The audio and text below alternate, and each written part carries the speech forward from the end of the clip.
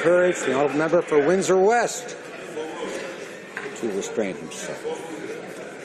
The honourable member for Richmond Arthabaska. Mr. Speaker, last Tuesday, a terrorist convicted of attempted murder was photographed with the Prime Minister's wife and the Minister of Infrastructure. Wednesday evening, that criminal was invited to a dinner in the presence of the Prime Minister. The next day, the Prime Minister told us that the invitation came from the High Commissioner, following a recommendation from a Liberal member. And then all of a sudden, we learned that the senior security official to the Prime Minister tried to lay blame on the Indian government.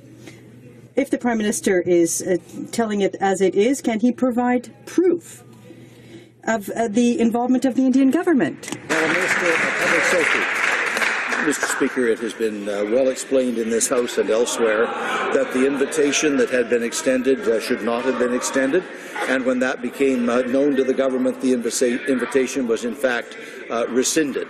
With respect to the work of our security personnel, Mr. Speaker, we rely upon them and we respect them for their careful, precise, thoughtful advice and information.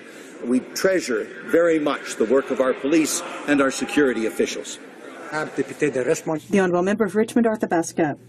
Unfortunately, Mr. Speaker, following his family trip to India at taxpayers' expense with 19 ministers and members, we can no longer believe the Prime Minister. He's refusing to take up his responsibilities, and he's laying blame on everyone, but inventing a conspiracy theory implicating an international ally to save face because of his blatant lack of judgment goes beyond imagination. Does the Prime Minister have proof? And if yes, then he needs to table it here in the House. Minister of Public Safety. Mr. Speaker, the accusations and the insinuations coming from the opposition are simply and utterly false. The facts of the matter are that we rely upon our security personnel in our police forces and in all of our security agencies to supply impartial, professional, independent information and advice, and that is exactly what they have done. Opposition House Leader. The accusation is that the Indian government conspired so the convicted terrorist and Liberal insider Jasbal Atwell would dine with the Prime Minister. The Prime Minister just said that that is true, that he trusts his national security advisor, and that that is, in fact, true. Before this Prime Minister destroys our relationship with our ally, the government and the country of India, will he please tell this House what proof he has of that allegation?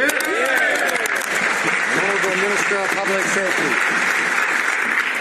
Mr. Speaker, the honourable member, both today and yesterday, provides her interpretation of events. In fact, her insinuations and her accusations are false. The Honourable Opposition House Leader. Okay, Mr. Speaker, can the Prime Minister tell me what part of this is false? Was there a briefing arranged by the PMO with the media? Is that a lie? Was that briefing done by the National Security Advisor, Daniel Jean? Is that a lie? Was the Indian government complicit in conspiring so that there was a terrorist in India at the same time as the Prime Minister so they could hang out together? Which one of those three things is a lie? Honourable Minister of Public Safety. Mr. Speaker, the honourable member knows that issues in relation to national security are not discussed on the floor of the House of Commons. Otherwise, the interests of the country can be compromised.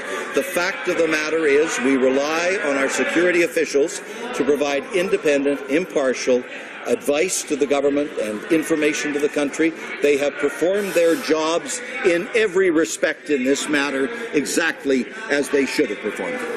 Honourable Member for Durham. Mr. Speaker, it's really quite astounding that today the Prime Minister of Canada confirmed that the claims are true that the Indian government conspired on the Atwell affair. He said that in the House today. Media reports revealed that the Indian government actually asked Canada to review the invite lists ahead of time, but the Prime Minister's office said no. Can the minister confirm they refused to collaborate with the Indian government ahead of this trip? Honourable Minister of Public Safety. Mr. Speaker, in fact, there were elaborate efforts made consistently through all of the preparations and the trip itself by the RCMP, by CSIS, and by all of the appropriate agencies in global affairs and in the Government of Canada to make sure that every precise detail of the relationship between Canada and India was properly performed and exercised in every respect. Honourable member for Durham. Mr. Speaker, the only elaborate efforts made are the elaborate efforts to cover up the disastrous trip from the Prime Minister, to use a national security advisor to spin the media on a conspiracy theory against our friends in the Indian government. We learned that they wanted to actually collaborate with Canada on security, but they refused, and now the Prime Minister is blaming India by saying what his national security advisor said was true. Will the Prime Minister or will the Minister apologize to our friends in India for this scandalous accusation? Honourable Minister of Public Safety. Mr. Speaker, at the end of the visit, I'm pleased to note that the Prime Minister of India said that the talks with the Canadian Prime Minister were very fruitful. Our discussions focused on closer India-Canada cooperation in various sectors, including investment, trade, energy, and stronger people-to-people relations. There were 6 MOUs, 22 new initiatives, $1 billion in investment, and 5,800 jobs identified, Mr. Speaker. It claims Canada's security agencies did their job on the Prime Minister's disastrous India trip. The fact is, our security experts weren't allowed to do their job because the PMO didn't share the guest list with the RCMP or CSIS for screening. And now we know that India's security agencies did ask to see the guest list, where they would have detected the notorious, convicted, attempted assassin, but were refused access. Mr. Speaker, it's time for the Minister and the Prime Minister to explain this unacceptable security failure. Honourable Minister of Public Safety.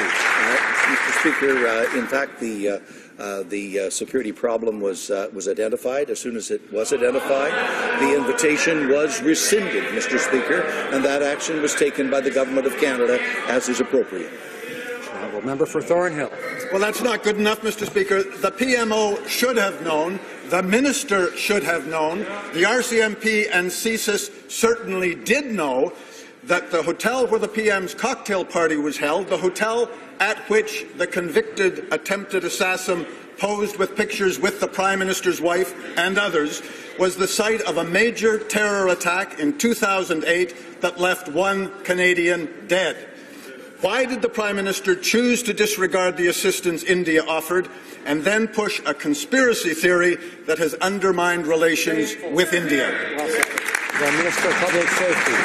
Speaker, again I say with absolute certainty, the Canadian security and police authorities performed their jobs in all of these circumstances exactly as they should have performed them. They provide independent, impartial, professional, non-partisan advice and information to the Government of Canada and the people of Canada, and that's exactly what has happened in this case. Député de Charles. The Honourable Member for Charlebourg-Saint-Charles. Mr. Speaker, we can see the circus continues. It's not over. The government claims to be transparent, but they're getting all wrapped up in this. Now, what we want to know is this. We learned yesterday from the media that the Indian government had asked for access to the guest list, but the Canadian government refused. I want to know whether India did make such a request. I also want to know what the government's response was. Public Safety.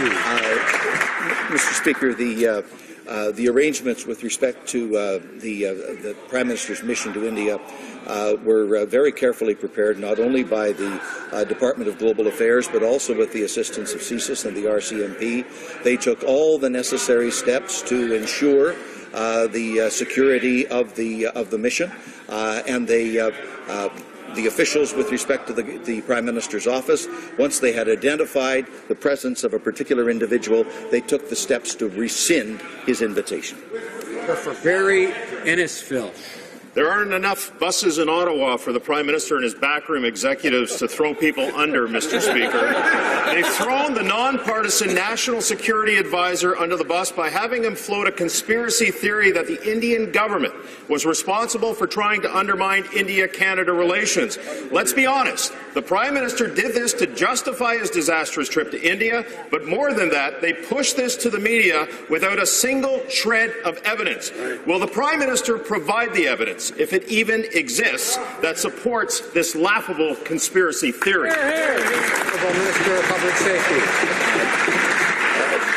Mr. Speaker, when security officials and police officials and representatives of our security and intelligence agencies provide information and offer advice either to the government or on occasion to the public, when they do that, they perform their functions in a truly impartial and independent manner, and they do so in the national interest of Canada, not in the interest of any political party on any side in this House, Mr. Speaker. Mr. Speaker, earlier in question period, the Prime Minister confirmed that he agrees with the National Security Advisor who advanced a conspiracy theory that it was the government of India that conspired against the government of Canada to embarrass the Prime Minister on his trip to India. He also said that the member from Surrey Centre extended an invitation to a convicted attempted murderer. Is he saying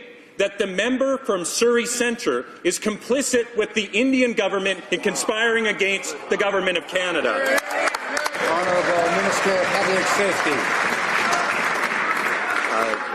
Mr. Speaker, the Prime Minister indicated that that particular member extended an invitation which never should have been extended, and when the fact of that invitation became known to the Government of Canada, and particularly the Prime Minister's office, that invitation was rescinded, as it should have been.